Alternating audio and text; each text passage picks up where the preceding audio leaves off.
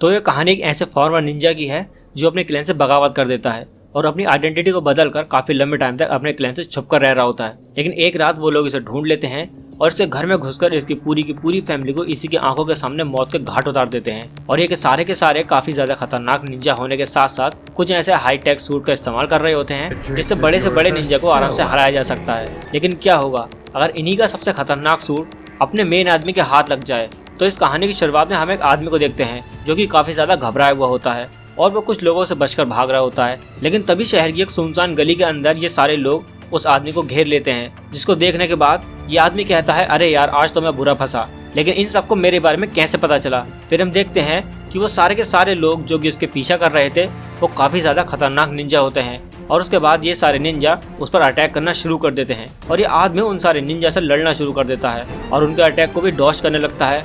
लेकिन तभी अचानक से वहाँ पर सारे निंजा का लीडर आता है जो कि अपने मेन आदमी के गले में एक डिवाइस को फांस कर उसे नीचे गिरा देता है, जिसके बाद वो इस आदमी की गर्दन को धड़ से अलग कर देता है। फिर हम देखते हैं कि निंजा का लीडर एक ऐसा डिवाइस निकालता है और इस आदमी का फोटो क्लिक करने लगता है और जब ये निंजा उसे वेरीफाई करता है तो ये पता लगता है कि इस आदमी की शक्ल वैसी नहीं है जैसी दिख रही है, यानी कि इस आदमी ने अपने चेहरे पर एक मास्क लगाया हुआ है। फिर यहाँ से सीन चेंज होता है और हमें एक आदमी को दिखाया जाता है जो कि एक गांव के अंदर अपनी फैमिली के साथ रह रहा होता है और उसकी फैमिली में उसकी वाइफ और एक छोटा सा बच्चा होता है और ये सारे लोग अपने घर के अंदर काफी मस्ती और प्यार से रह रहे होते हैं। फिर हम देखते हैं कि इस आदमी की वाइफ टीवी पर एक न्यूज देखती है जिसमें उसी आदमी के बारे में बताया जा रहा होता है जिसको निंजा ने मारकर उसकी गर्दन को धड़ से अलग कर दिया था। अभी सब देखने के बाद इस आदमी की वाइफ थोड़ा बहुत घबरा जाती है और ये कहती है कि कहीं ये उन्हीं लोगों का काम तो नहीं है। लेकिन तभी अचानक उन दोनों का बच्चा वहाँ पर आ जाता है और ये बात यहीं पर खत्म हो जाती है। लेकिन यहाँ पर कोई तो राज है जिसको ये दोनों छुपा रहे होते हैं। तभी हम देखते हैं कि आदमी अपनी छोटी सी बच्चे को लेकर सुलाने चला जाता है और उसको सुलाने के बाद वो अपनी पॉकेट से एक डिवाइस निकालता है जिसमें हमें ये पता लगता है कि इसने अपने घर के चारों तरफ काफी सारे कैमरे लगाए हुए हैं ताकि वो अपने पूरे घर पर निगरानी रख सके। बच्चे को सुलाने के बाद वो दोबारा से अपनी वाइफ के पास आता है और उसकी वाइफ उससे ये कहती है कि जिस तरह से इस आदमी को मारा गया है मुझे तो चिंता हो रही है कि कहीं ये वही लोग तो नहीं और ये लोग इसके बारे में जानते भी नहीं थे। इन्होंने बस इसके आसपास वालों से कुछ बातें की और इसकी असलियत का पता लगा लिया और उसे मार दिया और ये हमारे लिए काफी ज्यादा चिंता की बात है। तभी वो आदमी कहता है कि तुम चिंता मत करो, वो लोग हमें कभी भी पहचान नहीं पाएंगे। जिसके बाद उसकी वाइफ ये कहती है कि कहीं ये शिनिगामी तो नहीं। वो आदमी ये कहता है कि नहीं, ये शिनिगामी नहीं हो सकते, शिनिगामी हमेशा अकेले शिकार करते हैं और तुम टेंशन मत लो, सब कुछ अच्छा ही होगा। इसके बाद हम देखते हैं कि जब ये लोग कहीं पर शॉपिंग करने के लिए जाते हैं तो वहाँ से अपने फिंगरप्रिंट्स ही गायब कर देते हैं ताकि कोई भी इन्हें पहचान ना पाए। ये आदमी अपनी फैमिली के साथ काफी आराम से रह रहा होता है लेकिन उसे डर भी होता है क्योंकि इन निंजा ने उसको ढूंढने के लिए काफी सारे लोगों को मार दिया है। वो ऑलरेडी 4 लोगों को मार चुके हैं और अभी तक इनका नाम और पता किसी को भी मालूम नहीं होता, इसलिए ये बचे हुए होते हैं। नेक्स्ट सीन में हम देखते हैं कि आज इस आदमी के लड़के का बर्थडे होता है जिसको ये काफी धूमधाम से सेलिब्रेट करते हैं। जिसके बाद वो सारे मस्त सो जाते हैं लेकिन तभी अचानक इस आदमी की आंख खुलती है और ये उठकर अपने कमरे से बाहर जाने लगता है। लेकिन इसकी वाइफ भी उठ जाती है और ये आदमी अपनी वाइफ को कमरे में रहने के लिए कहता है और खुद अकेला नीचे चला जाता है। लेकिन जैसे ही ये अकेला नीचे पहुंचता है तभी काफी सारे निंजा इस पर अटैक कर देते हैं और ये आदमी काफी ताकत से उन सारे निंजा को मारने लगता है। तभी अचानक उसे अपने बच्चे की चिल्लाने की आवाज आती है और सारे निंजा को मारते मारते वो अपने बच्चे के कमरे की तरफ जाने की कोशिश करता है। लेकिन रास्ते में एक निंजा पहले से ही उसका वेट कर रहा होता है। वो कुछ जहरीले कांटे उसकी गर्दन में मारता है जिससे वो आदमी नीचे गिरकर बेहोश हो जाता है। फिर हम एक सीन देखते हैं जहाँ पर एक आदमी इस आदमी के घर के बाहर गाड़ी के अंदर बैठा होता है। फिर हम देखते हैं कि इन कांटों का असर धीरे धीरे उस आदमी की बॉडी पर होने लगता है लेकिन फिर भी वो लड़खड़ाता हुआ अपने बच्चे के कमरे की तरफ जाने की कोशिश करता है। लेकिन जैसे ही वो कमरे के अंदर पहुंचता है वो ये देखता है कि उसकी आंखों के सामने उसकी वाइफ और उसके बच्चा पड़ा हुआ है जिनकी बॉडी से काफी सारा खून बह रहा है। और यहाँ पर उन सारे निंजा का लीडर भी होता है जो कि उस आदमी का ये बोलता है कि तुम्हारी वाइफ ने अपने बच्चे को बचाने की काफी ज्यादा कोशिश की थी, मगर ये कहने के बाद वो अपनी तलवार को सीधा उसकी वाइफ की गर्दन में घुसा देता है। तभी अचानक से पीछे से एक और निंजा आकर अपनी तलवार को उस आदमी के कमर में घुसा देता है और ये आदमी अपनी वाइफ और बच्चे को मरा हुआ देख पूरी तरीके से टूट चुका था और उसकी आंखों से आंसू निकलने लगते हैं।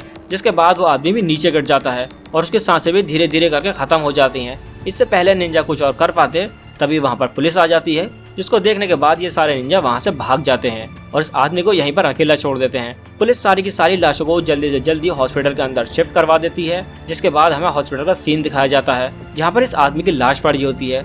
लेकिन तभी अचानक इस आदमी को होश आ जाता है और उठने के बाद ये काफी सारी उल्टियां करने लगता है और कुछ देर के बाद वो आदमी दोबारा से बेहोश हो जाता है। फिर हम देखते हैं कि हॉस्पिटल का स्टाफ इसका इलाज करना शुरू कर देता है और यहाँ पर हमें अपने मेन कैरेक्टर का नाम लोगन बताया जाता है। और जैसे ही लोगन को होश आता है वो अपनी वाइफ और बच्चे के बारे में पूछता है कि मेरी वाइफ और मेरा बच्चा कहाँ पर है। तभी डॉक्टर उसे बताते हैं कि तुम्हारी वाइफ और तुम्हारा बच्चा मर चुके हैं, वो इस दुनिया में नहीं रहे। ये सुनने के बाद लोगन काफी ज्यादा रोने लगता है। फिर हम देखते हैं कि हॉस्पिटल के अंदर 2 FBI के एजेंट्स आते हैं, जिनमें से एक का नाम एमा और दूसरे का नाम माइक होता है। जिसके बाद माइक लोगन से ये पूछता है कि क्या तुम उन बंदों को जानते हो जिन्होंने तुम्हारी फैमिली को खत्म किया है। इस पर लोगन कोई भी जवाब नहीं देता, लेकिन वो गुस्से से अपनी बेडशीट को जोर से पकड़ने लगता है। जिसको देखने के बाद माइक लोगन से ये कहता है, ठीक है मैं यहाँ से जा रहा हूँ, लेकिन मैं यहाँ पर अपना कार्ड छोड़कर जा रहा हूँ। अगर तुम्हें मेरी जरूरत पड़े तो तुम मुझे कॉल कर सकते हो। और ये कहने के बाद वो दोनों एजेंट्स यहाँ से चले जाते हैं। लेकिन ज्यादा टाइम माइक एमा से ये कहता है कि हो ना हो ये आदमी उन लोगों के बारे में कुछ न कुछ तो जरूर जानता है, इसीलिए हम दोनों को उस पर नजर रखनी पड़ेगी और हम दोनों बारी बारी करके इस पर नजर रखेंगे। अगले सीन में हम लोगन को देखते हैं जो कि व्हील चेयर पर हॉस्पिटल की छत पर बैठा हुआ होता है और एमा उस पर नजर रख रही होती है। और इसके बाद हमें एक फ्लैशबैक दिखाया जाता है जहाँ पर लोगन व्हील चेयर पर अपने बच्चे और अपनी वाइफ की लाश को देखने के लिए जा रहा होता है। लेकिन जैसे ही वो कमरे के अंदर जाता है उसे काफी ज्यादा गुस्सा आने लगता है। वो अपने एक हाथ में से कांटा निकालता है और दूसरे हाथ में बार बार उस कांटे को मारने लगता है। जिसके बाद हमारा सीन दोबारा से प्रेजेंट में आता है, जहां हम देखते हैं कि काफी सारे निंजा दोबारा से लोगन पर अटैक कर देते हैं और इस बार लोगन इन सभी निंजा को काफी गंदे तरीके से मारता है। और यहाँ पर हम पहली बार लोगन को एक निंजा टेक्निक का इस्तेमाल करते हुए देखते हैं, जिसके बाद उसके मुंह से काला धुआं निकलने लगता है और इस काले धुएं के अंदर उसकी पूरी की पूरी बॉडी गायब हो जाती है। इसके बाद हमें बस लोगन का सर दिखाई देता है। लोगन उन सारे निंजा की गर्दन एक एक करके काटने लगता है। एमा भी इस लड़ाई के अंदर घुसने की पूरी कोशिश करती है, लेकिन लोगन उसे मारकर बेहोश कर देता है। फिर हम देखते हैं कि लोगन एक तलवार की हेल्प से उन सारे निंजा को एक एक करके मौत के घाट उतार देता है और इस बार वो इन सभी को काफी बुरी तरीके से मारता है। फिर वो भागकर लिफ्ट का बटन दबा देता है, लेकिन जैसे ही लिफ्ट ऊपर आती है तो उसके अंदर काफी सारे निंजा होते हैं। लेकिन लोगन एक डंडे की हेल्प से उन सारे निंजा को लिफ्ट के अंदर घुसा देता है और उन सभी को वहीं पर मार देता है। और जैसे ही लिफ्ट नीचे जाती है लोगन ये देखता है कि वहाँ पर कई सारे निंजा उसका पहले से ही इंतजार कर रहे हैं। अगले सीन में हम देखते हैं कि माइक भी वहाँ पर पहुँच जाता है। वो देखता है कि लोगन ने काफी सारे निंजा को मौत के घाट उतार दिया है और यहाँ पर बस निंजा का लीडर ही बाकी बचा हुआ है। और जैसे ही लोगन उस लीडर को देखता है उसे अपनी वाइफ और बच्चे की याद आने लगती है, जिसके बाद लोगन उस लीडर पर पूरी तरीके से अटैक करता है। फिर हम देखते हैं कि वो लीडर दोबारा से उस डिवाइस को लोगन के गले में फंसा देता है, लेकिन इस बार लोगन काफी फुर्ती से उस डिवाइस की रस्सी को काट देता है। जिसके बाद लोगन अपने काफी सारे क्लोन बनाकर उस लीडर पर अटैक करता है और उसे काफी बुरी तरीके से मारता है और उससे ये पूछता है कि आखिरकार तुम्हें पता कैसे चला कि मैं कौन हूँ और तुम्हें मेरे बारे में जानकारी दी किसने। जिस पर वो लीडर ये कहता है कि तुम कितनी भी कोशिश कर लो लेकिन तुम मुझसे बच नहीं सकते। और ये सुनने के बाद लोगन अपने चेहरे पर से एक मास्क को हटाता है, जिसके बाद हम पहली बार लोगन का असली चेहरा देखते हैं। और इस चेहरे को देखने के बाद वो लीडर काफी ज्यादा डरने लगता है और लोगन उसे फाइनली जान से मार देता है। अगले सीन में हम देखते हैं कि लोगन अपनी वाइफ और बच्चे की डेड बॉडी को देखने के लिए जाता है और वहाँ से वो सीधा अपने घर के लिए निकल जाता है। घर जाने के बाद हम ये देखते हैं कि लोगन अपने घर में से एक बॉक्स को निकालता है, जिस बॉक्स के अंदर कुछ सामान पड़ा हुआ होता है और साथ में लोगन की वाइफ और उसके बच्चे की असली तस्वीर भी उसके अंदर पड़ी होती है, जिससे हमें ये पता लगता है कि लोगन के साथ साथ उसकी वाइफ और उसका बच्चा भी मास्क लगाकर रह रहे होते हैं। अगले सीन में हम देखते हैं कि लोगन अपने पूरे के पूरे घर को आग लगा देता है ताकि यहाँ पर कोई भी सबूत बाकी न रहे। जिसके बाद लोगन उस बॉक्स में से एक रेड कलर का मास्क निकालकर अपने चेहरे पर लगा लेता है और वहाँ से जाने लगता है। लेकिन जाते जाते लोगन इस बार पहले से काफी ज्यादा खतरनाक लग रहा होता है। इसके बाद हमें एक बैक स्टोरी दिखाई जाती है, जहाँ पर हमें पता लगता है कि जापान में एक ऐसा क्लैन है जिसके लोग अपनी टेक्निक को किसी भी दूसरे के साथ शेयर नहीं करते। ये अपने मिशन को किसी भी हालत में कंप्लीट करके ही रहते हैं और मिशन को कंप्लीट करना ही इनकी जिंदगी का मकसद होता है। लेकिन कुछ टाइम के बाद जापान पर एक टेररिस्ट अटैक होता है, जिसके बाद पूरा का पूरा निंजा क्लैन एक नई सरकार के अंडर आ जाता है। जिसके बाद अपनी सीक्रेट निंजा टेक्निक्स को दूसरे के साथ शेयर करना भी अलाउड होता है और ये इसलिए किया जाता है ताकि ज्यादा से ज्यादा लोग इस टेक्निक को सीखकर जापान की रक्षा कर सकें। लेकिन कुछ लोग इस ऑर्डर को मानने से मना कर देते हैं, जिसके बाद उन लोगों को मारना शुरू कर दिया जाता है। और यहाँ पर हमें पता लगता है कि लोगन का असली नाम हाइगन होता है और इसके पूरे परिवार को बचपन में ही मार दिया गया था। जिसके बाद लोगन यहाँ से भाग जाता है। अगले सीन में हमें ये पता लगता है कि लोगों ने निंजा के लीडर को मारा नहीं होता, वो बस उसे पकड़ लेता है ताकि उससे सारी की सारी इन्फॉर्मेशन निकलवा सके। लेकिन लोगन की चोट अभी भी पूरी तरीके से सही नहीं थी, वो काफी ज्यादा कमजोर हो चुका था। फिर हम देखते हैं कि यहाँ पर एक बूढ़ा आदमी आता है और हमें ये पता लगता है कि ये बूढ़ा आदमी काफी लंबे टाइम से हाइगन यानी कि लोगन के साथ रह रहा होता है। और ये लोगन का साथी होने के साथ साथ एक डॉक्टर भी होता है जिसने अपने चेहरे पर भी एक मास्क लगाया हुआ था। जिसके बाद हाइगन उस बूढ़े आदमी से ये कहता है कि मास्क लगाने का कोई भी फायदा नहीं है, क्योंकि ऑर्गेनाइजेशन ने हमें पहचानने का कोई और तरीका पता लगा लिया है। जिसके बाद वो बूढ़ा आदमी हाइगन की चोट को देखकर ये कहता है कि तुमने तो एक सीक्रेट टेक्निक का इस्तेमाल किया है, तुम जानते हो ना कि इससे तुम मर भी सकते हो। और ये वही टेक्निक है जिससे हाइगन ने अपने हाथों और पैरों में नुकीली चीजों को मार मार कर उन्हें कुछ टाइम के लिए ठीक कर लिया था ताकि वो निंजा से लड़ सके। और जैसे ही वो बूढ़ा आदमी हाइगन की कमर पर चाकू का निशान देखता है तो वो काफी ज्यादा डर जाता है और वो ये कहता है कि इतनी चोट लगने के बाद तुम जिंदा कैसे हो? इस चोट के बाद तो कोई भी मर सकता है। मुझे नहीं पता कि ये तुम्हारा लक है या फिर कोई ऐसी चीज जो तुम्हें मरने से बचा रही है, और मैं अगर तुम्हारा इलाज अभी शुरू करता हूँ तो तुम्हें ठीक होने में कम से कम 5 से 6 दिन लग जाएंगे। जिसके बाद हम देखते हैं कि वो बूढ़ा आदमी हाइगन के शरीर पर एक इंजेक्शन लगाता है, जिसके बाद वो बेहोश हो जाता है। अगले सीन में हम देखते हैं कि रात को हाइगन की आंख खुल जाती है और वो उठने के बाद अपने बैग के अंदर कुछ ढूंढने लगता है, जहाँ पर उसे काफी सारा सामान मिलता है और साथ साथ उसे माइक का कार्ड भी दिखता है, जिसको देखकर हाइगन को सोचने लगता है। उसके बाद वो सीधा निंजा के लीडर के पास जाता है और उसे चाकू से टॉर्चर करने लगता है। वो उसे बार बार चाकू से मारता है, फिर वो शिनिगामी के पेट में चाकू घुसाकर उसे नीचे की तरफ खींचने लगता है। जिसके बाद वो लीडर ये कहता है कि बस बस, क्या इतना ही दम है तुम में? तुम ये जानते हो ना कि निंजा को तोड़ना इतना भी आसान नहीं है। जिसके बाद हाइगन कहता है कि हाँ हाँ पता है, चल बाप को मत सिखा, और वो चाकू घुसकर उसके अंदर वहाँ से चला जाता है। और इसी तरीके से हाइगन अगले 2-3 दिन तक उस लीडर को टॉर्चर करता है। जिसके बाद वो लीडर ये कहता है कि इस बात से तुम साबित क्या करना चाहते हो? अगर तुम मुझे मारना ही चाहते हो तो एक बार में क्यों नहीं मार देते? जिसके बाद हाइगन उसके पूरे शरीर पर पेट्रोल डाल देता है। जिसके बाद वो लीडर ये कहता है कि हाँ, तुम्हारी बीवी, तुम जानते हो उसका चेहरा कैसा लग रहा था? तुम्हें उसका चेहरा देखना चाहिए था, काफी कमाल का था। और तुम्हारा बच्चा, उसकी आंखों में काफी डर दिख रहा था, और तुम्हारी बीवी जिसकी आंखों में डर नहीं था, थोड़ी नफरत और गुस्सा था।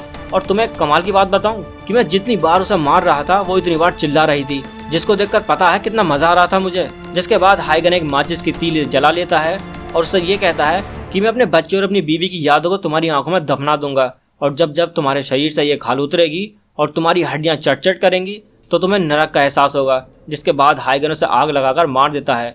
अगले सीन में हम ये देखते हैं कि FBI के जितने भी बड़े बड़े आदमी होते हैं वो इन सारे एविडेंस को छुपा रहे होते हैं। माइक उनसे बहस भी करता है, लेकिन वो माइक को चुप रहने के लिए कहते हैं। जिसके बाद माइक एमा के पास जाकर उससे सारी बातें कहता है। एमा उससे कहती है कि FBI के बड़े बड़े लोग इन सारी बातों को दबा रहे हैं, इसका मतलब इन बातों में कुछ तो खास है और हमें चुप रहकर इन सारी बातों की छानबीन करती रहनी चाहिए। और इसके बाद एमा माइक को ये बताती है कि जब मैंने लोगन की फैमिली के बारे में सर्च किया और उसके बारे में सारी डिटेल्स निकाली तो मुझे पता लगा कि ऐसी फैमिली एग्जिस्ट ही नहीं करती, यानी उसके बारे में जो भी हमारे पास है वो सब कुछ नकली है। फिर हम दोबारा से हाइगन को देखते हैं जो कि अब बिल्कुल ठीक हो चुका था।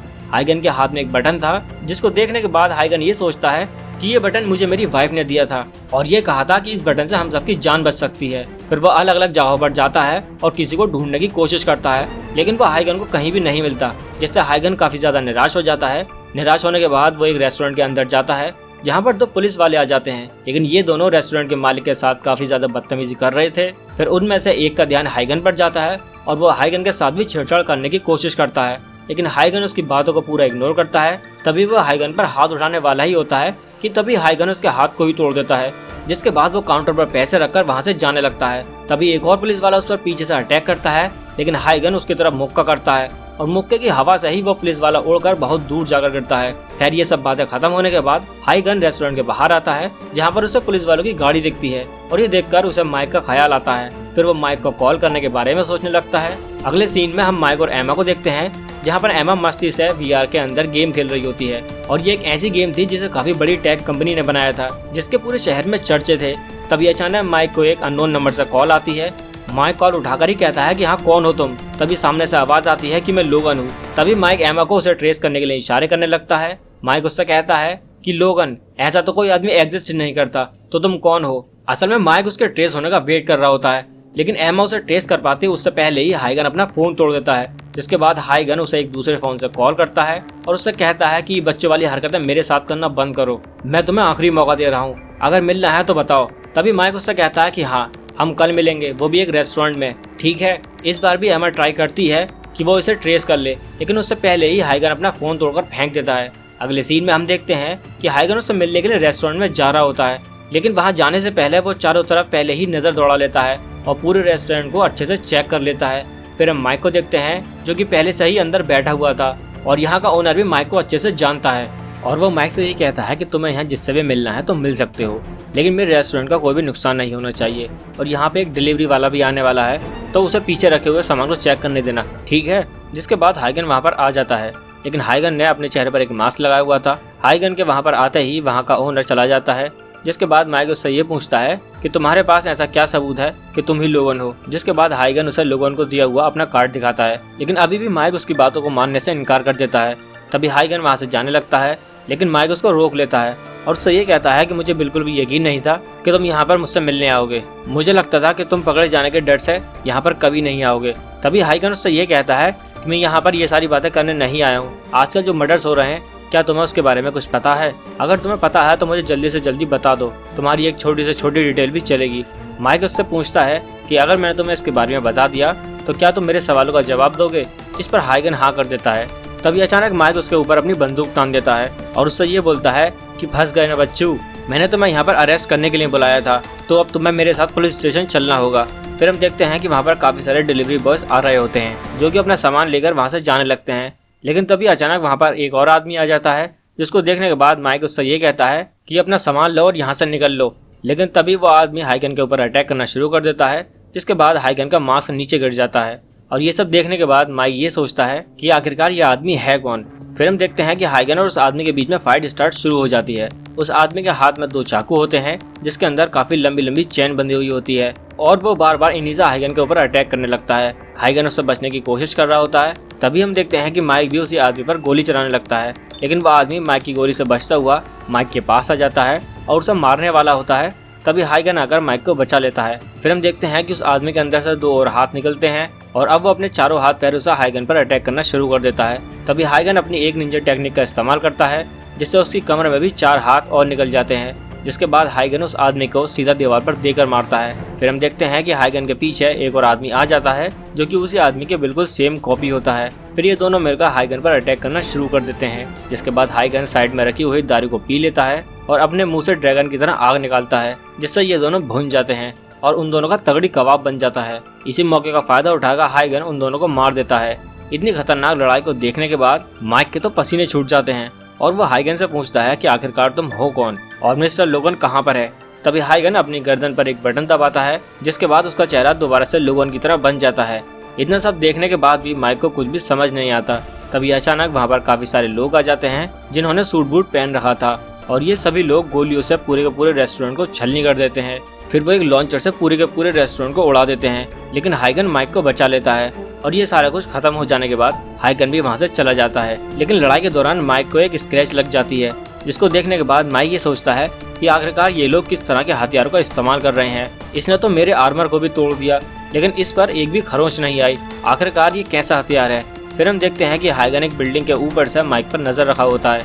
अगले सीन में हम देखते हैं कि हमें एक बोर्ड दिखाया जाता है जिसके ऊपर एक कंपनी का एडवर्टाइजमेंट चल रही होती है। फिर हम एक बुरे आदमी को देखते हैं जिसने हाइगन को मारने का ऑर्डर दिया होता है। उसके पास एक आदमी आता है जो कि उससे कहता है कि इस बार भी हाइगन बच गया, हमें माफ करना, हम उसे मार नहीं पाए। इसके बाद हम एक बड़े पॉलिटिशियन को देखते हैं जो कि अपने गार्ड्स के साथ कार में जा रहा होता है, लेकिन तभी अचानक उसको एक चीज पीछे से पकड़ लेती है और उसको मार देती है, जिसके बाद कार में काफी बड़ा ब्लास्ट होता है और सारे के सारे लोग मारे जाते हैं। फिर हमें ये पता लगता है कि ये काम एक निंजा का है जिसको हाइगन को मारने का भी काम दिया गया था। जिसके बाद ये निंजा हाइगन की फोटो देखता है और ये कहता है कि तुम्हें तो मरना था और उस फोटो को चाटने लगता है। अगले सीन में निंजा आराम से बैठकर अपना खाना खा रहे होते हैं। तभी वहाँ पर निंजा ऑर्गेनाइजेशन का लीडर यामाजी आता है, जिसको देखकर ये निंजा कहता है कि पिछली बार तुमने जो मुझे मिशन दिया था ना, वो काफी ज्यादा बेकार था, मुझे उससे बिल्कुल भी मजा नहीं आया।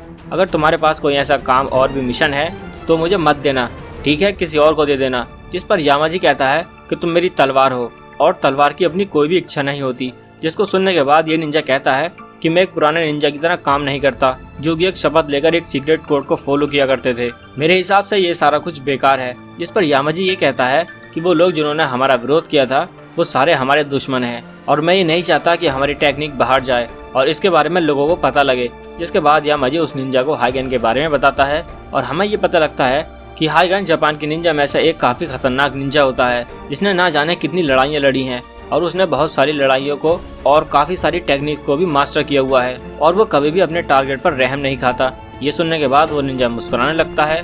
इसके बाद यामाजी ये कहता है कि हमने हाइगन को पहले भी मार दिया था, लेकिन वो अपनी सीक्रेट निंजा आर्ट का इस्तेमाल करके बच गया और ये आर्ट से पुराने निंजा को ही पता है। तो इस बार मैं नहीं चाहता कि हाइगन जिंदा बचे और हमें उसके सीक्रेट निंजा आर्ट का भी पता करना है। तुम समझ रहे हो ना मैं क्या कह रहा हूँ। जिस पर ये निंजा कहता है कि अगर वो आदमी खुद मेरे पैरों में गिरकर अपना सीक्रेट निंजा आर्ट बता दे तो कैसा रहेगा, लेकिन शिनिगामी मेरे रास्ते में नहीं आना चाहिए। अगले सीन में हम शिनिगामी को देखते हैं जो कि अपने मास्टर के साथ लड़ने के लिए बिल्कुल तैयार होता है और इसका नाम जाय बताया जाता है। जिसके बाद जाय का मास्टर उसे ये कहता है कि हमारी ऑर्गेनाइजेशन पूरी करप्ट हो चुकी है और तुम उन निकाले हुए लोगों को इसलिए मार रहे हो क्योंकि वो अपने आप पर प्राउड करते थे और तुम उनसे डरते हो और शायद तुम भूल चुके हो कि मैंने तुम्हें क्या सिखाया था और तुम्हें तलवार पकड़ना भी मैंने सिखाया है।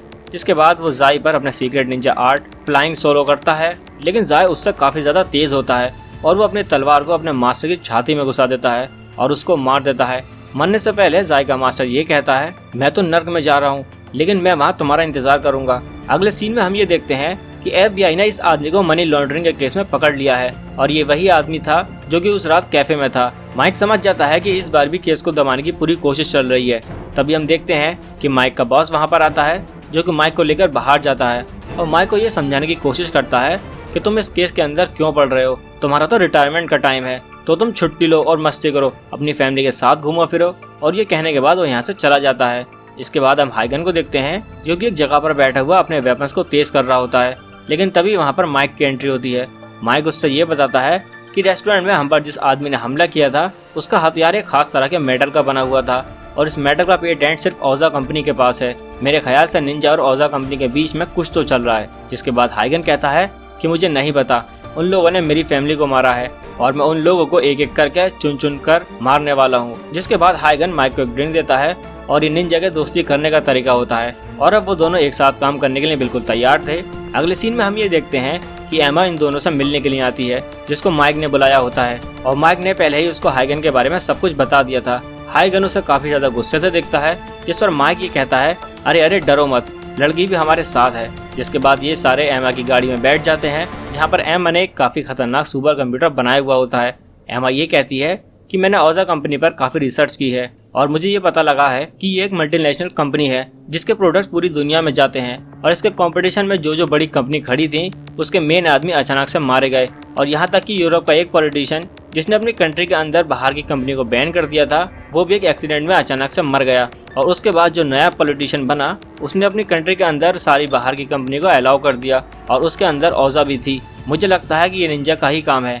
फिर हम देखते हैं कि ओजा कंपनी का CEO अपने साइंटिस्ट के साथ एक नए रिएक्टर की टेस्टिंग देख रहा होता है जो कि 2.2 मिलियन किलोवाट पर सेकंड के हिसाब से एनर्जी जनरेट कर सकता है। और ये सारा कुछ देखने के बाद CEO काफी खुश होने लगता है और वो अपने कैबिन की तरफ जाता है, लेकिन वहाँ पर एक मेहमान पहले से उसका वेट कर रहा था और ये कोई और नहीं बल्कि यामाजी था जो कि उसे एक फोटो दिखाता है जहाँ पर काफी सारे लोग रेस्टोरेंट पर मिसाइल से हमला कर रहे होते हैं। ये देखने के बाद CEO कहता है ओजा, मैंने इन लोगों को बस अपने हथियार की टेस्टिंग करने के लिए भेजा था। मैं ये देखना चाहता था कि मेरे बनाए हुए हथियार क्या निंजा का सामने टिक सकता है, और वैसे भी वो निंजा अब तुम्हारे साथ काम नहीं करते, तो इतना तो मैं कर ही सकता हूँ। ये सुनने के बाद यामाजी उसे गुस्से से लाल आंखों से देखने लगता है, जिस पर वो आदमी ये कहता है कि अच्छा ठीक है, गुस्सा मत करो, मैं आगे से जो भी काम करूंगा उसके बारे में तुम्हें पहले ही बता दिया करूंगा, अब तो ठीक है ना। अभी सुनने के बाद यामाजी वहाँ से चला जाता है, लेकिन जाने से पहले वही कहता है कि बेटा अगली बार तुमने अगर ये गलती की ना तो देख लेना मैं तुम्हारे साथ क्या करता हूँ। इसके बाद हम ये देखते हैं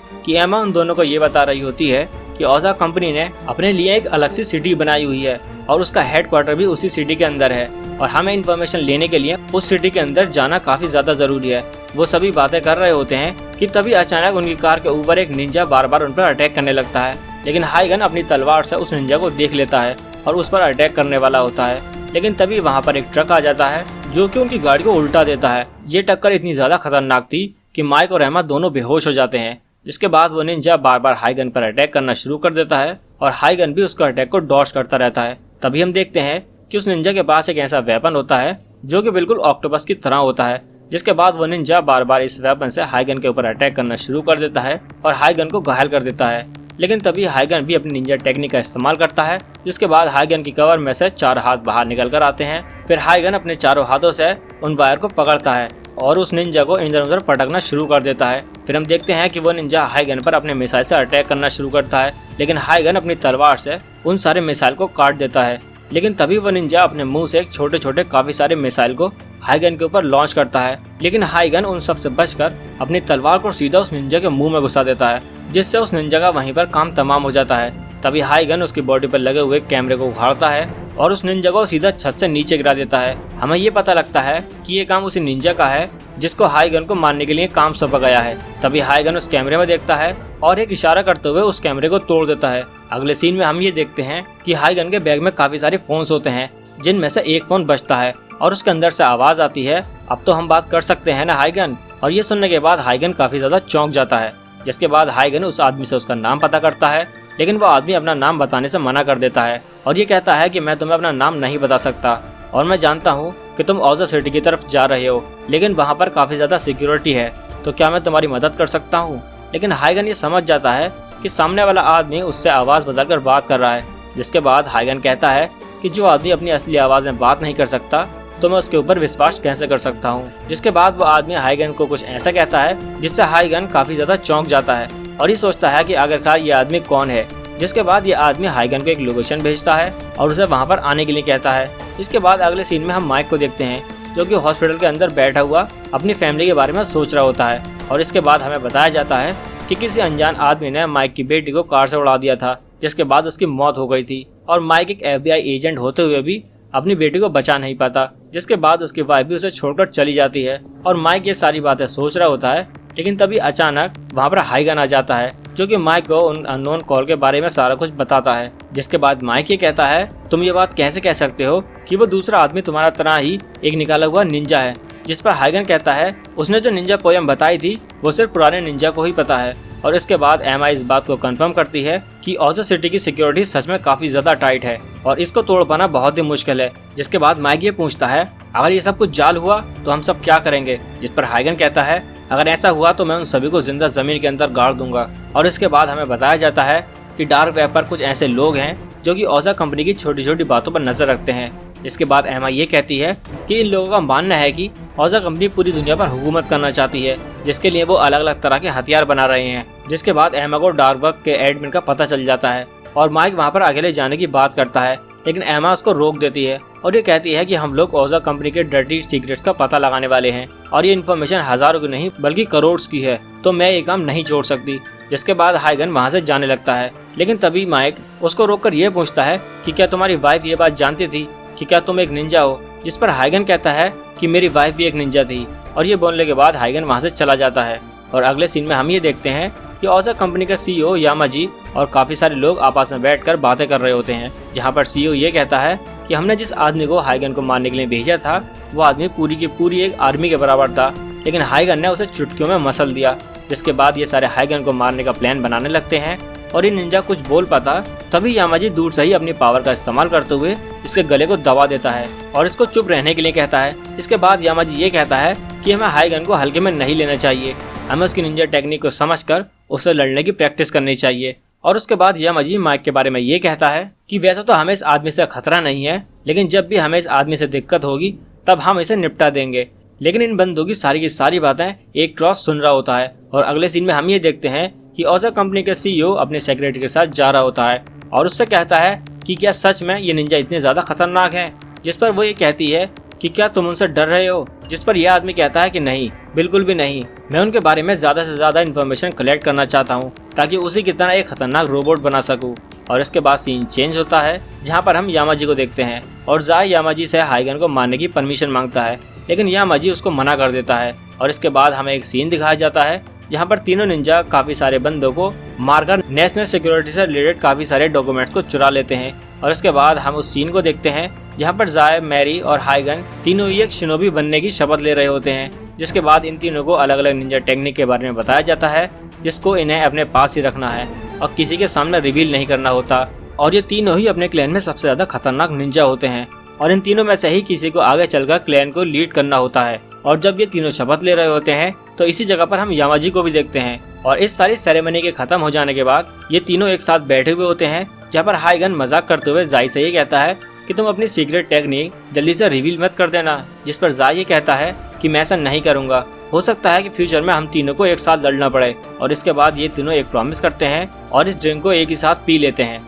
और अगले सीन में हम ये देखते हैं कि हाइगन मैरी को लेकर एक मिशन पर जाता है जहाँ पर मैरी को गोली लग जाती है। तो मैरी को बचाने के लिए हाइगन इस मिशन को बीच में ही रोक देता है और खिड़की को तोड़कर सीधा बाहर पानी में कूद जाता है। जिसके बाद हाइगन उसकी जान बचाने के लिए उसे अपने मुंह से ऑक्सीजन प्रोवाइड करने लगता है। जिसके बाद वो मैरी की काफी ज्यादा देखभाल करता है, लेकिन मैरी उसे उसका मिशन कंप्लीट करने के लिए कहती है, लेकिन हाइगन उसे मना कर देता है। जिसके बाद मैरी एक चाकू निकाल लेती है और ये कहती है कि मैं अपने आप को मार लूंगी, लेकिन तभी अचानक हाइगन उसे रोक लेता है। जिस पर मैरी ये कहती है कि ऐसे तो हमारा मिशन खराब हो जाएगा और हमारे कोड के हिसाब से हमें एक दूसरे के साथ लगाव नहीं रखना चाहिए और हमारे लिए हमारा मिशन सबसे ज्यादा इम्पोर्टेंट है। जिस पर हाइगन कहता है कि जब से मैंने तुम्हें देखा है तब से ही मैं अपना कोड भूल चुका हूँ और मैं तुमसे प्यार करता हूँ। और ये कहने के बाद ये दोनों आपस में चिपकने लगते हैं, लेकिन तभी जाय इन दोनों को ढूंढता हुआ यहाँ पर पहुंच जाता है और उसे इन दोनों के बारे में सब कुछ पता लग जाता है। अब इसके बाद हमारा सीन दोबारा से प्रेजेंट में आता है जहाँ पर हम हाइगन को देखते हैं जो कि अपने पास्ट के बारे में सोच रहा होता है,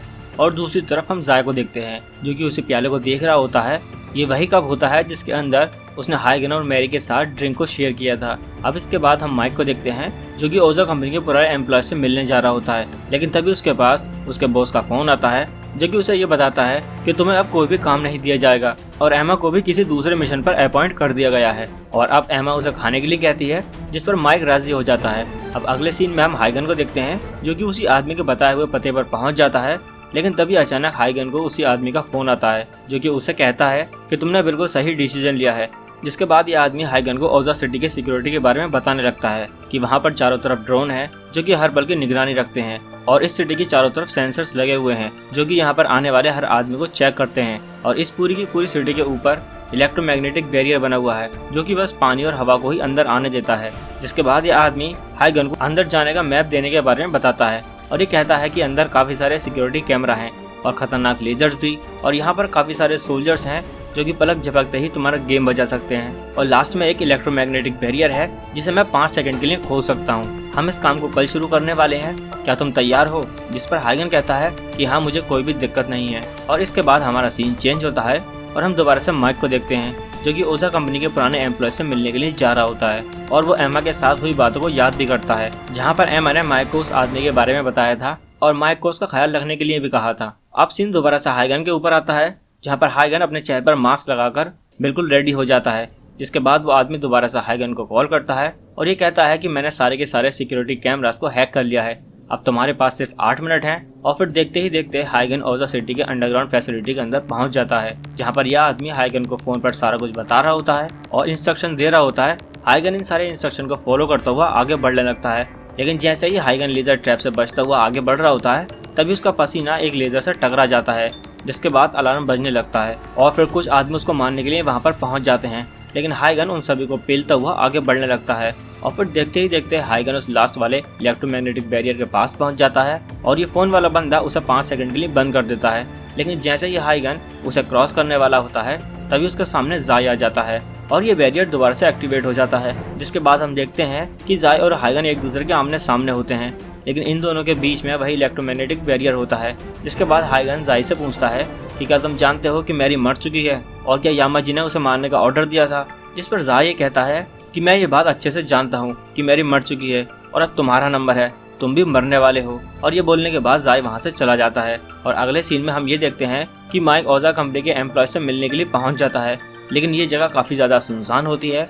जिसके बाद माइक एमा से पूछता है, क्या तुम्हें पक्का यकीन है कि वो आदमी मुझे यहाँ पर मिलेगा? जिस पर एमा ये कहती है कि पक्का उस आदमी के पास कोई ना कोई इम्पोर्टेंट इन्फॉर्मेशन है, इसीलिए वो यहाँ पर छुपा हुआ है। जिसके बाद माइक एक बिल्डिंग के अंदर जाता है जहाँ पर उसकी मुलाकात ओजा कंपनी के एक एम्प्लॉय जेसन से होती है। और इसके बाद हम दोबारा से उन्हीं सारे बंदों को देखते हैं जो कि हाइगन पर नजर रखे होते हैं और इन बंदों को इस बात का पता नहीं चलता कि अचानक से इलेक्ट्रोमैग्नेटिक बैरियर बंद कैसे हुआ था। जिसके बाद यामाजी ये कहता है कि शायद हाइगन को इस बात का पता था कि ये बैरियर बंद कब होगा, इसलिए वो आगे बढ़ रहा है। जिसके बाद यहाँ पर बैठा हुआ वो छोटा सा निंजा ये कहता है कि हमें हाइगन को मारने के लिए अपनी सारी की सारी फौज को भेज देना चाहिए, हम फालतू में ही अपना टाइम खराब कर रहे हैं। जिसके बाद हम दोबारा से हाइगन को देखते हैं और उसके पास दोबारा ऐसा एक अननोन कॉल आता है जो कि हाइगन को ये बताता है कि यामाजी और बाकी बंदों ने तुम्हें सिटी के अंदर आने के लिए अलाउ कर दिया है, लेकिन ये उनकी चाल है। जैसे ही तुम अंदर जाओगे वहाँ पर काफी सारे फोर्सेस तुम्हें मारने के लिए तुम्हारा इंतजार कर रही होंगी। जिसके बाद हाइगन कहता है कि मुझे इन बातों से कोई भी फर्क नहीं पड़ता,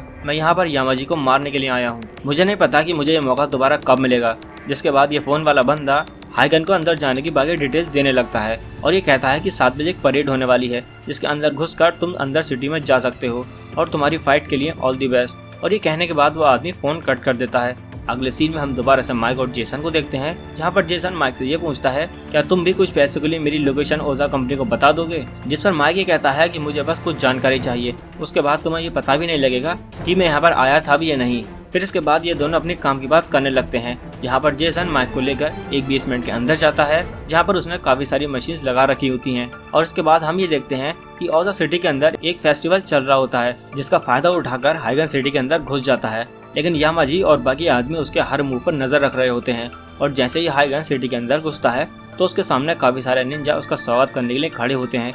जिसके बाद जेसन ये बताता है कि मैं ओजा कंपनी से निकाल दिया गया था, इसीलिए वो उस कंपनी को बर्बाद करने के लिए काम कर रहा है। और माइक भी उसे सपोर्ट करते हुए ये कहता है कि मुझे तुम्हारी बातों पर भरोसा है, इसलिए तुम्हें ओजा कंपनी को हैक करना चाहिए। और ये सुनने के बाद जेसन थोड़ा घबरा जाता है, जिस पर माइक ये कहता है कि तुम घबराओ मत, मैं तुम्हें हर तरह से बचाने वाला हूँ। अब इसके बाद हमारा सीन दोबारा से हाइगन के ऊपर शिफ्ट होता है, जहाँ पर हाइगन इन सारे निंजा को काफी गंदे तरीके से मार रहा होता है और काफी स्टाइल से अंधेरे के अंदर गायब हो जाता है। और इसके बाद हम दोबारा से जेसन को देखते हैं जो कि ओजा कंपनी को हैक करने के लिए काम कर रहा होता है, लेकिन उसकी सारी की सारी चाल नाकाम हो जाती है। और तभी अचानक जेसन के सर्वर के ऊपर बाउंड नाम की एक फाइल दिखती है जिसके अंदर काफी सारे अननोन आइडेंटिटी होते हैं।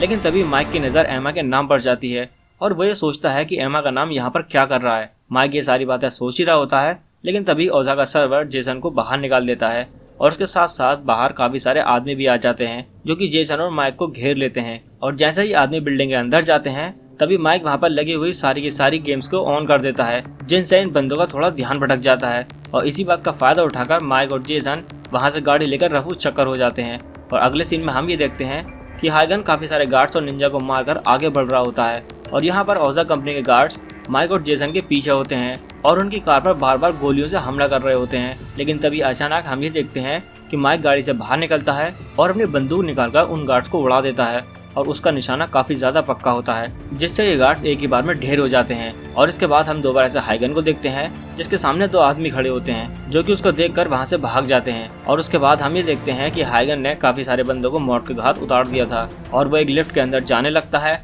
और अपनी फैमिली के बारे में सोचने लगता है कि वो अपनी फैमिली के साथ काफी ज्यादा खुश था। लेकिन अचानक से सब कुछ बदल गया और ये सोचने के बाद हाइगन को काफी ज्यादा गुस्सा आने लगता है। और जैसे ही लिफ्ट का दरवाजा खुलता है हमें एक काफी बड़ा कमरा दिखाया जाता है और जैसे ही हाइगन अंदर जाता है तभी अचानक उसके पीछे 4 रोबोट्स आ जाते हैं और इसमें से एक रोबोट्स का कलर ग्रीन होता है और इसके अंदर वही निंजा बैठा होता है जिसे हाइगन को मारने का काम सौंपा गया है।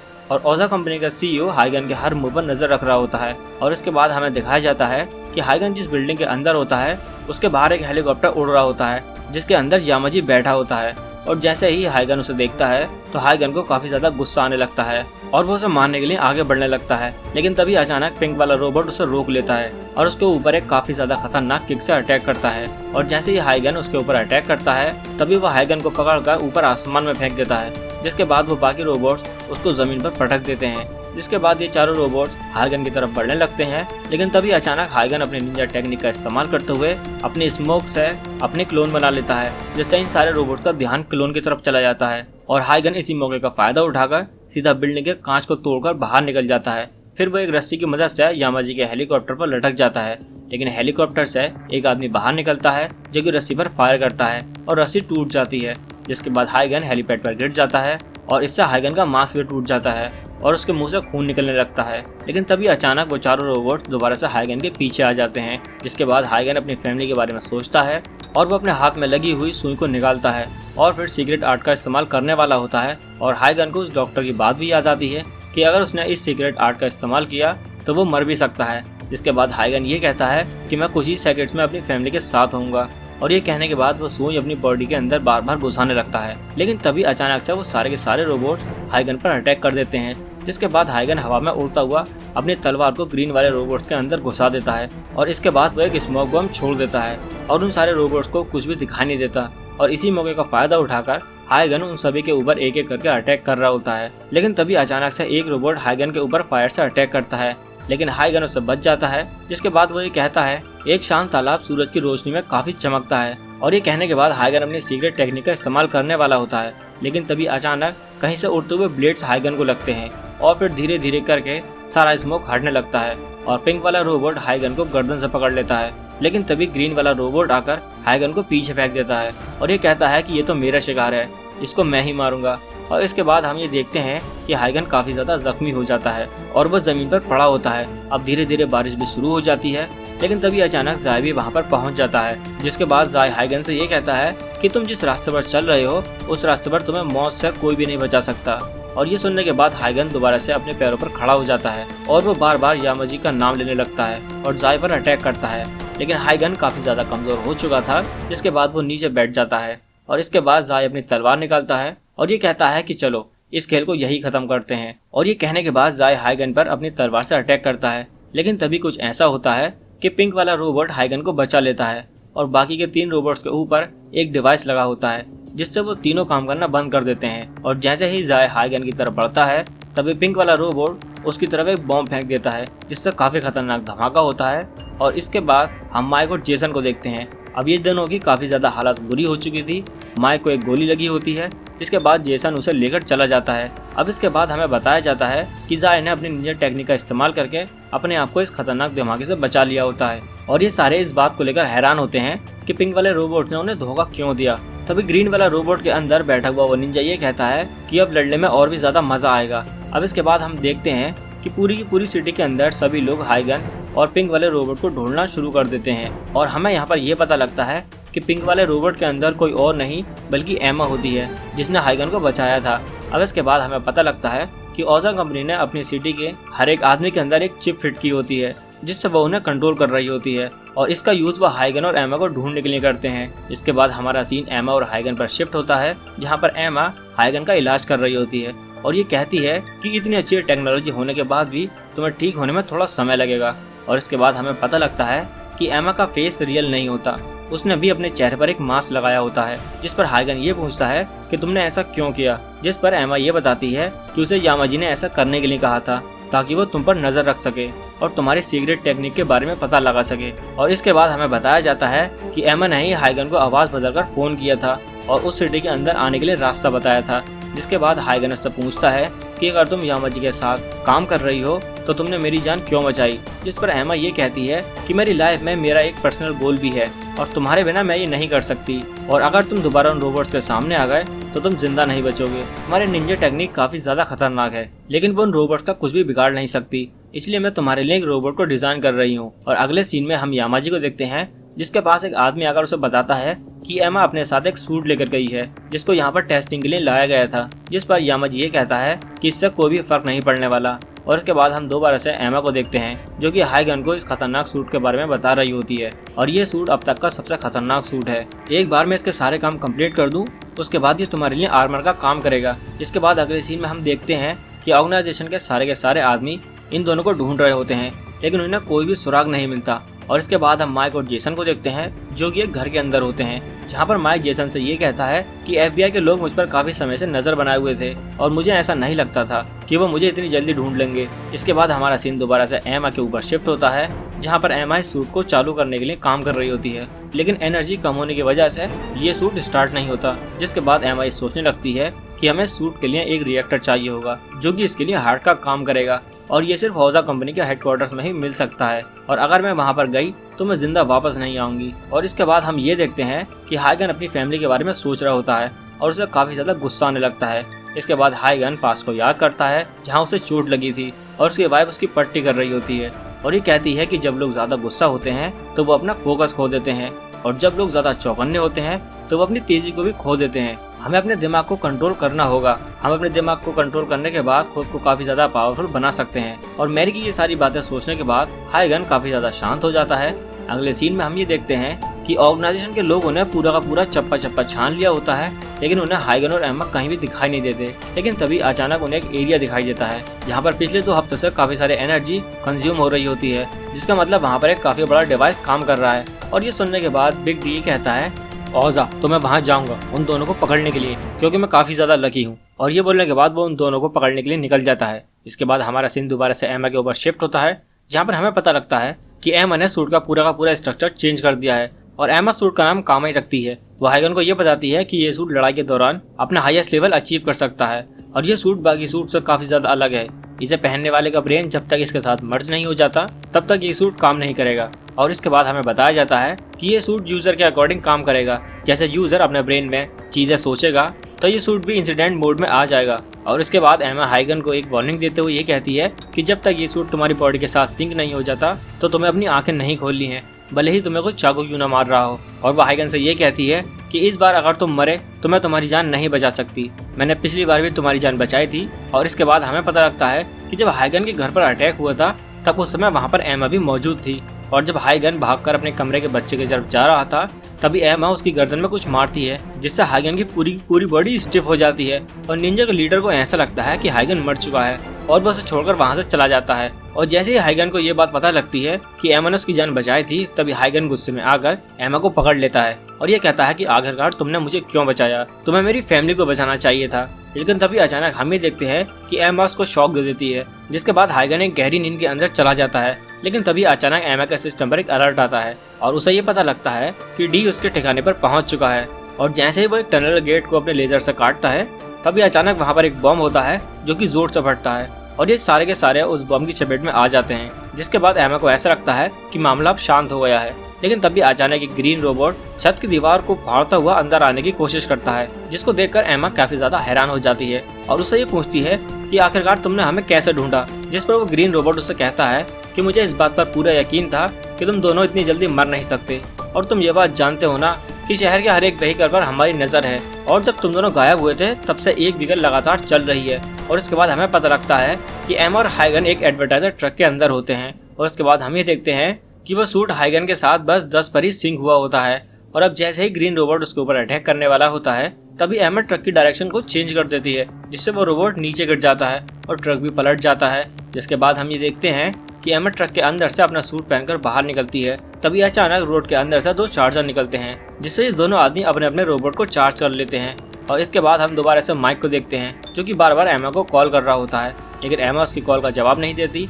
हम दोबारा से एमा को देखते हैं जो कि उस रोबोट से फाइट कर रही होती है, लेकिन ये आदमी शुरू से ही एमा के ऊपर भारी पड़ रहा होता है। जिसके बाद एमा अपने आसपास के सारे ट्रक्स को और ड्रोन को हैक करते हुए उस ग्रीन रोबोट से ये कहती है कि तुम जैसा गजरा कभी भी एक असली निंजा नहीं बन सकता जो कि बस मजे के लिए दूसरों को मारता है। और फिर देखते ही देखते सारे ट्रक्स और ड्रोन उस ग्रीन रोबोट पर अटैक कर देते हैं, लेकिन ये आदमी उन सारे ट्रक्स को एक एक करके तोड़ने लगता है और ये कहता है कि मुझे तुम्हारी बातों से कोई भी फर्क नहीं पड़ता, मुझे बस लड़ाई चाहिए, एक ऐसी लड़ाई जो कि जिंदगी और मौत के बीच में हो। जिसके बाद ये आदमी एमा के ऊपर काफी खतरनाक अटैक करना शुरू कर देता है, लेकिन एमा भी अपनी एक निंजा टेक्निक का इस्तेमाल करती है, जिससे कि ग्रीन रोबोट को एमा के काफी सारे क्लोन्स दिखाई देने लगते हैं और ये सारे एक एक करके ग्रीन रोबोट्स के ऊपर अटैक करना शुरू कर देते हैं। लेकिन ये आदमी अपने आप को बचाने के लिए एक जोरदार शॉक वेव छोड़ता है, जिससे सारे के सारे क्लोन्स एक ही बार में खत्म हो जाते हैं। और इसके बाद हम ये देखते हैं कि इन दोनों रोबोट्स का चार्ज धीरे धीरे खत्म होने लगता है, जिसके बाद ये दोनों अपने अपने चार्जिंग पॉइंट की तरफ भागने लगते हैं। लेकिन ग्रीन वाला रोबोट एमा के चार्जिंग पॉइंट को तबाह कर देता है, जिसके बाद एमा अपने सूट को चार्ज नहीं कर पाती। जिसके बाद वो आदमी अपने ग्रीन रोबोट को पूरा चार्ज कर लेता है और एमा के ऊपर अटैक करना शुरू कर देता है और उसे काफी गंदे तरीके से मारने लगता है। लेकिन अभी भी हाइगन और उसके सूट की सिंकिंग बस 40 पर ही होती है। और इसके बाद हमें बताया जाता है कि एमा ने हाइगन के दिमाग में एक रिकॉर्डिंग छोड़ी है और जैसे ही एमा मरने वाली होती है तभी हाइगन के दिमाग में वो रिकॉर्डिंग प्ले हो जाती है। अगर ये रिकॉर्डिंग प्ले हो चुकी है तो इसका मतलब साफ है, मैं मर चुकी हूँ या फिर मैं मरने वाली हूँ। और तुमने मुझसे पूछा था ना कि मैंने तुम्हें क्यों बचाया, सच्चाई यही है कि तुम्हारी वाइफ ने मुझे एक बार मरने से बचाया था और तब से हम दोनों कॉन्टैक्ट के अंदर थे। लेकिन जैसे ही मेरे के ऊपर हमला हुआ मुझे इस बात की खबर काफी लेट पहुंची और तब तक काफी देर हो चुकी थी। और मुझे माफ करना कि मैं तुम्हारी फैमिली को बचा नहीं पाई, लेकिन मेरी ये चाहती थी कि तुम एक अच्छी लाइफ स्पेंड करो, इसलिए मैंने तुम्हें बचा लिया। मुझसे जितना हुआ मैंने उतना किया। गुड बाय हाइगन। और इसके बाद हम ये देखते हैं कि वो ग्रीन रोबोट एमा को काफी गंदे तरीके से मार रहा होता है, लेकिन तभी अचानक हाइगन के अंदर कुछ बदलाव होने लगते हैं और उसकी सिंकिंग 50 से सीधा 100 हो जाती है। और फिर देखते ही देखते कामाई अपने आसपास की बिल्डिंग की सारी एनर्जी खींच लेता है, जिससे चारों तरफ अंधेरा हो जाता है, जिसे देखकर ग्रीन वाला रोबोट काफी ज्यादा शॉक हो जाता है और वो उस ट्रक की तरफ को देखता है जिसके अंदर हाइगन होता है। अब इसके बाद हम हाइगन को देखते हैं जो कि अपनी वाइफ की कई बातों को याद कर रहा होता है कि तुम्हें अपने आप को आग की तरह ठंडा और बर्फ की तरह गर्म रखना है। और ये सोचते सोचते कामाई पूरी तरीके से चार्ज हो जाता है और कामाई पर यामाजी और बाकी बंदे नजर रख रहे थे। और इसके बाद हम ये देखते हैं कि निंजा हाइगन को कामाई के अंदर देखकर काफी ज्यादा एक्साइटेड हो जाता है। जिसके बाद वो हाइगन पर अटैक करने के लिए आगे बढ़ता है, लेकिन तभी अचानक हाइगन उसके ऊपर एक जोरदार किक मारकर उसे पीछे गिरा देता है। और इसके बाद हाइगन एमा को मरने से भी बचा लेता है। अब इसके बाद इन दोनों की फाइट स्टार्ट हो जाती है, जहां पर हम ये देखते हैं कि निंजा हाइगन के ऊपर काफी खतरनाक अटैक करना शुरू कर देता है, लेकिन हाइगन उसके सारे अटैक को डॉज कर रहा होता है। और फिर देखते ही देखते कामाई की स्पीड और भी ज्यादा तेज हो जाती है, क्योंकि हाइगन सारे हमलों को काफी आराम से सेंस कर पा रहा होता है, इसलिए कामाई उसकी स्पीड को और भी ज्यादा तेज कर देता है। लेकिन तभी अचानक हम ये देखते हैं कि निंजा हाइगन के ऊपर अपनी पूरी ताकत से अटैक करता है, लेकिन हाइगन उसके सारे हमलों को चीरता हुआ अपनी तलवार उसकी छाती के आर पार कर देता है। जिसके बाद वो निंजा काफी ज्यादा घायल हो जाता है और हाइगन से ये कहता है कि मैं तुम्हारे खिलाफ कुछ भी नहीं कर पाया। और मुझे ये बात समझ आ गई कि असली निंजा आखिरकार कैसे लड़ता है, पर मुझे इस बात से बिल्कुल भी पछतावा नहीं है, क्योंकि मैंने काफी लंबे टाइम तक इतनी अच्छी लड़ाई लड़ी है। तो मैं ये चाह रहा हूँ कि मैं मरते मरते तुम्हें भी अपने साथ लेकर चले जाऊँ। और ये बोलने के साथ ही वो निंजा अपने सूट के अंदर एक बम को एक्टिवेट कर देता है, और जैसे ही ये बम फटता है तो वो दोनों इसकी चपेट में आ जाते हैं। लेकिन हाइगन इतना ज्यादा तेज होता है कि वो उस निंजा को सूट से बाहर निकालकर बचा लेता है। जिसके बाद हाइगन उस निंजा की तरफ देखता है और ये कहता है कि मैं तुम्हें इतनी आराम से मरने नहीं दूंगा और तुम्हारी मौत इतनी आराम से नहीं होगी। अब इसके बाद सीन चेंज होता है, जहाँ पर हम यामाजी और बाकी बंदों को देखते हैं, और यहाँ पर ओजा कंपनी का सेक्रेटरी ये बात बता रही होती है कि आज सुबह हमारे पास एक निंजा का कटा हुआ सर डिलीवर हुआ है। इसका मतलब ये है कि हाइगन हमें कुछ न कुछ जरूर बताना चाह रहा है। लेकिन ओजा कंपनी का सीईओ इन सारी बातों को इग्नोर कर देता है और वो ये कहता है कि मुझे इन सारी बातों से कोई भी फर्क नहीं पड़ता, मुझे तो बस उस सूट का डाटा चाहिए, अगर वो मुझे मिला तो मजा ही आ जाएगा। जिस पर वो ये कहती है कि मुझे ऐसा नहीं लगता कि हाइगन हमारे साथ कोई भी डील करेगा। जिस पर ओजा कंपनी का सीईओ ये कहता है क्या हम उसे बहुत सारे पैसे देकर खरीद नहीं सकते। और ये सुनने के बाद यामाजी अपनी सीट से उठता है और जाने लगता है, लेकिन तभी वो ये कहता है कि मैं जानता हूँ कि इन सब बातों से कुछ नहीं होने वाला और हमें बस अपने प्लान को तेज करना चाहिए और मुझे अपने मकसद की चिंता है। अब इसके बाद हमारा सीन दोबारा से पलट जाता है और हम हाइगन और एमा को देखते हैं, जहाँ पर एमा हाइगन को ये बता रही होती है कि हमें अभी चिंता करने की कोई भी जरूरत नहीं है, क्योंकि वो लोग इतनी जल्दी दोबारा हमला नहीं करेंगे और हमने उनके काफी खतरनाक बंदे को मार दिया है, और जब तक उन्हें ऐसा बंदा नहीं मिल जाता जो कि तुम्हारी टक्कर ले सके तब तक वो कुछ नहीं करने वाले। अब इसके बाद हमें एक सीन दिखाया जाता है जहाँ पर जाय भी एक सूट के सामने खड़ा होता है, और इसके बाद दूसरे सीन में हम यामाजी और जाय को देखते हैं, जहाँ पर यामाजी उससे ये कहता है कि तुम ये बात जानते हो ना कि अब बस 2 ही लोग बचे हैं। और ये सुनने के बाद जाय अपना सर झुका लेता है और ये कहता है कि मैं लाइफ के आखिरी छोर तक तुम्हारा साथ दूंगा। और इसके बाद यामाजी उसे हाइगन को मारने का ऑर्डर दे देता है, जिसका जाय काफी लंबे टाइम से इंतजार में था। अब इसके बाद हम दोबारा से हाइगन और एमा को देखते हैं, जहाँ पर हाइगन एमा से ये पूछता है कि तुम्हारा मेरे साथ क्या रिश्ता है। जिस पर एमा ये बताती है कि मैरी ने मेरी जान बचाई थी, आज मैं जो भी हूँ उसी की वजह से हूँ। और इसके बाद हमें एक पास का सीन दिखाया जाता है, जहाँ पर एमा एक बंदे को मार देती है, लेकिन तभी अचानक मैरी वहाँ पर आकर उसे पकड़ लेती है। अब इसके बाद हमें बताया जाता है कि मैरी एमा का टेस्ट ले रही होती है, जहाँ पर एमा पास हो जाती है, और इसके बाद से ही एमा मैरी के अंडर काम करना शुरू कर देती है। और एमा के लिए मैरी एक आइडियल निंजा होती है, और उस समय सभी लोग जाय, हाइगन और मैरी को सबसे खतरनाक और बेहतरीन निंजा मानते थे, लेकिन एमा अपने चेहरे पर हमेशा एक मास्क लगाकर रखती थी। अब इसके बाद हम ये देखते हैं कि मैरी एक बार एमा से उसका मास्क के बारे में पूछती है। इसके बाद एमा ये बताती है कि जब वो छोटी थी तो एक एक्सीडेंट में उसका पूरा चेहरा खराब हो गया था और इसीलिए उसकी फैमिली ने एमा को छोड़ दिया था, जिसके बाद ऑर्गेनाइजेशन ने उसे अडॉप्ट कर लिया और उसे निंजा बनाने की ट्रेनिंग देना शुरू कर दिया। जिसके बाद निंजा का लीडर ये कहता है कि तुम्हारा फेस पूरी तरीके से खराब हो चुका है और तुम्हें अब एक आम इंसान नहीं रहना चाहिए, तुम्हें एक निंजा बन जाना चाहिए, एक ऐसा निंजा जो किसी का भी रूप ले सके। और ये सुनने के बाद एमा काफी ज्यादा इम्प्रेस हो जाती है और फिर देखते ही देखते एमा अपना रूप बदलना सीख लेती है। और इसके बाद जैसे ही मैरी एमा का मास्क हटाकर उसका असली फेस देखती है तो वो उससे ये कहती है कि तुम्हारा चेहरा सच में काफी ज्यादा खूबसूरत है, क्योंकि तुम इसी चेहरे की वजह से इतनी काबिल निंजा बन सकी। इसके बाद हमारा सीन दोबारा से प्रेजेंट में आता है, जहाँ पर हम देखते हैं कि एमा मैरी की तारीफ कर रही होती है कि मैरी के शब्दों ने मेरी लाइफ पूरी चेंज कर दी, वो एक बेहतरीन निंजा होने के साथ साथ एक अच्छी इंसान भी थी। और इसके बाद हम दोबारा से एक फ्लैशबैक देखते हैं, जहाँ पर मैरी एमा को ये बता रही होती है कि मैं बचपन से ही जाय और हाइगन के साथ पली बड़ी हूँ, वो देखने में काफी खतरनाक लगते हैं लेकिन दिल से काफी अच्छे हैं। मैरी की बात सुनने के बाद एमा ये कहती है कि निंजा के लिए अटैचमेंट बुरी चीज है और आखिर में आकर फीलिंग ही एक निंजा को मार देती है। अब इसके बाद हम ये देखते हैं कि मैरी एमा को अपनी सीक्रेट टेक्निक सिखाना शुरू कर देती है और ये वही टेक्निक होती है जो कि एमा ने हाइगन के ऊपर इस्तेमाल की थी। और इसके बाद एमा उससे ये पूछती है कि हमें तो ये बताया गया है कि अपना सीक्रेट आर्ट किसी को भी नहीं सिखाना है, जिस पर मैरी कहती है कि क्या पता कब ये तुम्हारे काम आ जाए। और इसके बाद हमें ये दिखाया जाता है कि यामाजी यूएस आर्मी के साथ एक कॉन्ट्रैक्ट को साइन कर देता है, जिसके बाद वो अपने सारे निंजा को लेकर यूएस में आ जाता है और उसके निंजा यूएस आर्मी के साथ ट्रेनिंग करना शुरू कर देते हैं। जब एक दिन एमा अपनी रिपोर्ट यामाजी को देती है तो वो सब, क्या तुम ये बता सकती हो कि निंजा के लिए उनका प्राइड क्या है? जिस पर एमा ये कहती है कि निंजा के लिए उनकी प्राइड जापान की रक्षा करना है। जिस पर यामाजी ये कहता है, सपोज करो अगर जापान ही मिट जाए तो उस केस में निंजा का क्या होगा? अब इसके बाद हमें दिखाया जाता है कि निंजा का लेटर बीमार पड़ना शुरू कर देता है, जिसके बाद यामाजी सारा कंट्रोल अपने हाथ में ले लेता है। पर कुछ निंजा इस बात से खुश नहीं होते और इसके बाद हमें दोबारा से एमा और मैरी को दिखाया जाता है, जहाँ पर मैरी उसे ये बताती है कि मैं अभी प्रेग्नेंट हूँ और मैंने निंजास के कोड को तोड़ दिया है, इसलिए मैं यहाँ पर नहीं रह सकती। और इसके बाद हम ये देखते हैं कि हाइगन और मैरी अपनी फैमिली बसाने की प्लानिंग कर रहे होते हैं और दूसरी तरफ हम ये देखते हैं कि निंजा के लीडर की डेथ हो चुकी है। जिसके बाद यामाजी सारे निंजा को ये बताता है कि हमारी ऑर्गेनाइजेशन अब जापान के रूल्स को फॉलो नहीं करेगी और हम यहाँ से अब यूएस ट्रांसफर हो जाएंगे और जो भी निंजा इस ऑर्डर को फॉलो नहीं करेंगे उसे ऑर्गेनाइजेशन से निकाल दिया जाएगा। लेकिन तभी अचानक हम ये देखते हैं कि 3 सीनियर निंजा यामाजी के ऑर्डर का विरोध करते हैं और उनमें से 2 निंजा उस पर अटैक करने के लिए आगे बढ़ते हैं, पर तभी यामाजी अपनी सीक्रेट आर्ट निंजा टेक्निक है उन दोनों को मार देता है। जिसके बाद वो तीसरा निंजा भी डर जाता है। जिसके बाद काफी सारे निंजा यामाजी के खिलाफ हो जाते हैं, लेकिन वो कुछ भी नहीं कर पाते। और इसके बाद यामाजी उनसे ये कहता है कि मैं एक असली निंजा हूँ और जब तक मैं जिंदा हूँ तो मैं अपने निंजा को मरने नहीं दूंगा। और अगले सीन में हम ये देखते हैं कि वो सारे निंजा जो कि यामाजी के अगेंस्ट होते हैं वो उसे मारने का प्लान बनाना शुरू कर देते हैं, लेकिन सीनियर निंजा उनको रोक देता है और वो ये कहता है कि अगर हमने यामाजी से बदला लिया तो वो हम सबको मार देगा, जिससे निंजा का वजूद ही खत्म हो जाएगा। इससे बेहतर ये है कि हम सब यहाँ से भाग जाएंगे। अगले सीन में हम ये देखते हैं कि मैरी सीनियर निंजा से मिलने के लिए आती है और वो उसे वही बटन दिखाती है जिसे गर्दन पर लगाकर अपने फेस को बदला जा सकता था।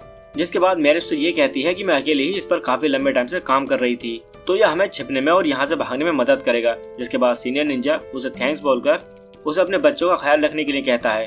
पर जैसे ही मैरी वहाँ से जा रही होती है तभी उसकी मुलाकात एमा से होती है, जो कि उससे ये पूछती है कि पुराने निंजा के लीडर ने मुझे एक काम दिया था।